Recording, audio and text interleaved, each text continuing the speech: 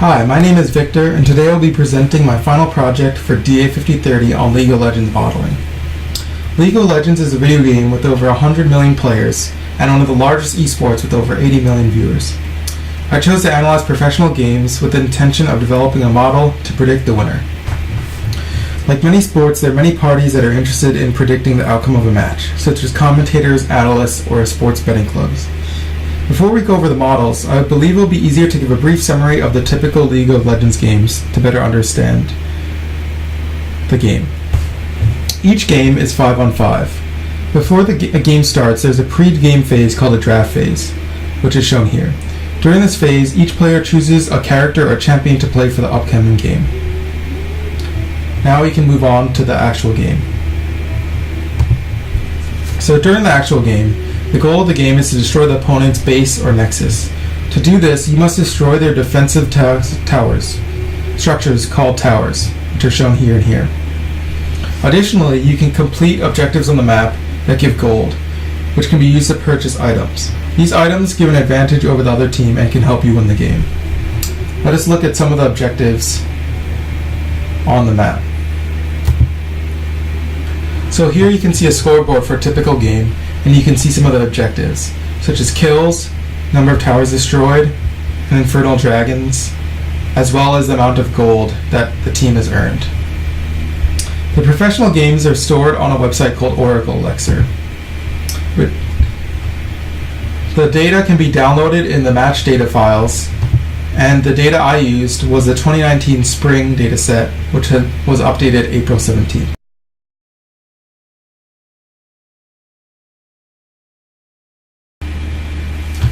Once the dataset has been downloaded, we can review the dataset. The dataset consists of about 1,000 matches and 96 features. Each match consists of 12 rows, which you can see here. The first 10 rows consist of player information, while the last 2 rows contain team information. This was slightly problematic, as the data had to manually be converted to form usable for the modeling packages. Our first step was to remove unnecessary features. There were features such as the game URL and the date and split and week that were deemed as unnecessary and were removed. The next step was to remove NA values. Some of these NA values were random and could be imputed by using the mean for numerical variables and the mode for categorical variables. However, there was one subset of NA values that could not be imputed. These missing values were in LPL or Chinese games. The LPL was missing a majority of data, such as shown here, such as first bloods,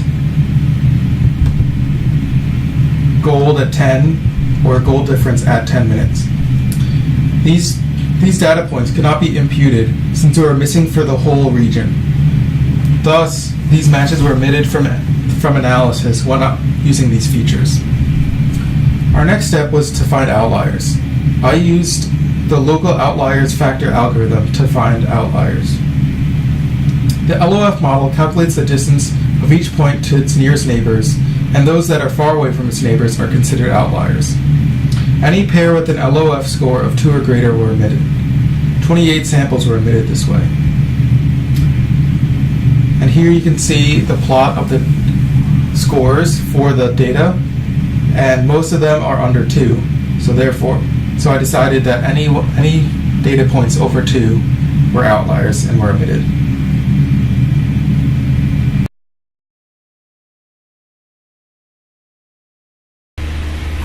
Now that we have formatted our data, we can create our models. I wanted to create 3 models. One for predicting the data during the drafting phase, one for predicting the data during the match, and an association model to find champions that were played together. The first model was a classification model to predict who would win using the features from the drafting phase, such as the champions selected and the players playing. Naive Bayes was used for this since the data consisted of a sparse matrix with a large amount of features, perfect for generating a frequency table. Tenfold validation was done, and 3 naive Bayes models were made, the first being champions alone, which we can see here,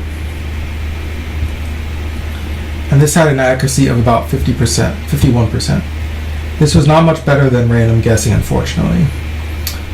Our next model was players alone, which gave a better accuracy of 60%, as you can see here.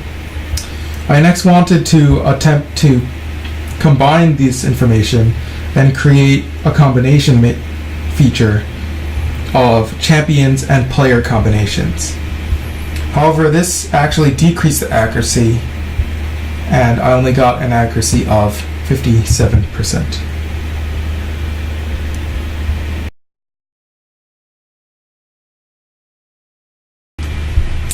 The second model was an ensemble model to predict who would win after the match had gone on for 15 minutes. A dataset containing this information was made, as you can see here, and a correlation matrix was made to remove collinear features. For example, the goal difference at 10 was removed since it had high correlation with the goal difference at 15.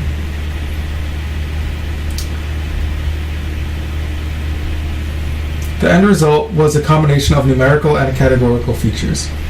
Because of this, I chose to use a linear regression model, a decision tree, and an SVM model for the ensemble model, since all of these models could use a mix of these features.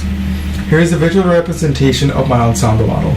The three models used to predict the ensemble are the linear regression, decision tree, and SVM, and those are predicted by a linear regression.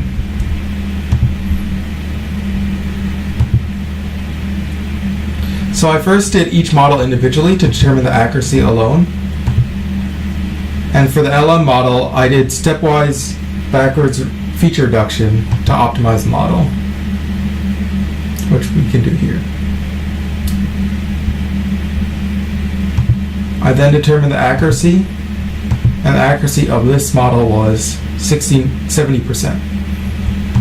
The next model was a decision tree, and running that, I got an accuracy of 66%. And here's a visualization of the decision tree. And my final model was an SVM classifier with a radial kernel. And the accuracy of this one was 72%. Now we can combine them for the ensemble model and run the ensemble model with tenfold validation to compare the accuracy of the ensemble compared to the individual model.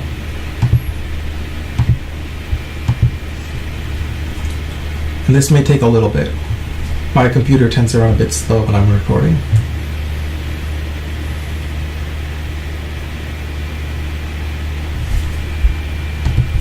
So as we can comparing the mean accuracy, the ensemble model did not significantly improve over the individual models. To try and fix this, I attempted to normalize the data and do PCA on the data set. So here I normalized the data, and then I did PCA. In order to determine how many principal components I should include, I plotted the proportion of variance against the principal components, and took the highest principal components. So here I took the first 5, since there was a steep drop off after 5. I then did the ensemble model on the PCA dataset, but as you can see, the accuracy actually dropped from 70% to 65%. To find out what was wrong with this, I did a correlation test on the results for the 3 models, and as you can see, the correlation tests were high with each other: 0.86, 0.83, 0.87. This was a bad indicator, since ideally you would like the models to be orthogonal from each other.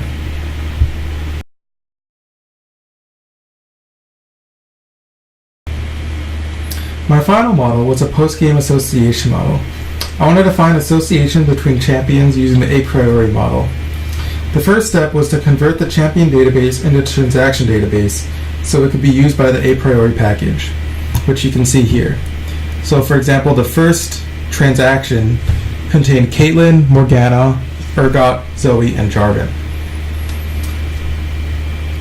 I could then plot the frequencies to find the most common champ, or champs with a high enough support. So for here, the most common champs are Braum, Galio, and Lissandro. I could then use a priori to make the rule set. When making an a priori model, the most important parameters are the support and the confidence. To determine the best support and confidence, I iterated the support from 0 to 0.1 and the confidence from 0.25 to 0.75, and then determined how many rules were created by the a priori model. I wanted somewhere around 200 to 500, and I eventually settled on a support of 0.003 and a confidence of 0.35. Viewing the rules, we can see some of the champions that had the highest lift.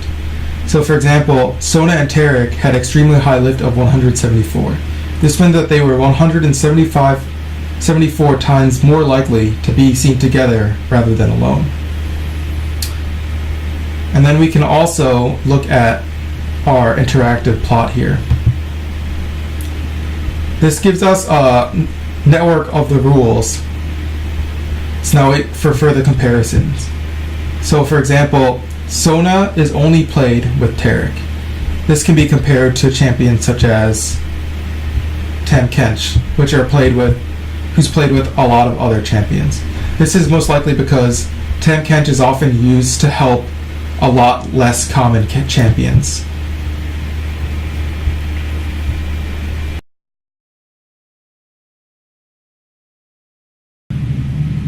To summarize, we made a pre-game draft predictor, a mid-game predictor, and a post-game association model.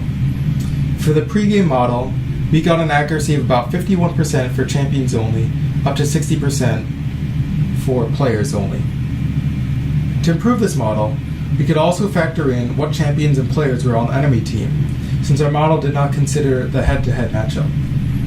For the mid-game model, it had an accuracy of, as you can see, about 71%. To improve this model in the future, more types of models should be explored and possibly new models should be selected as to reduce collinearity. Another type of ensemble model could also be used to improve accuracy, possibly attempting such models as a random forest or boosting ensemble. Overall, the accuracy of the predictor models performed about as expected. Looking at similar models that people made online, they average a similar accuracy of around 70 to 75%. For the association model, we created a robust rule set, but in the future I would like to also add players to find champions that are unique to certain players. Overall, the models were decent, but this project has shown it is not easy to predict the outcome of a match. Otherwise, data scientists would be rich betting on sports games.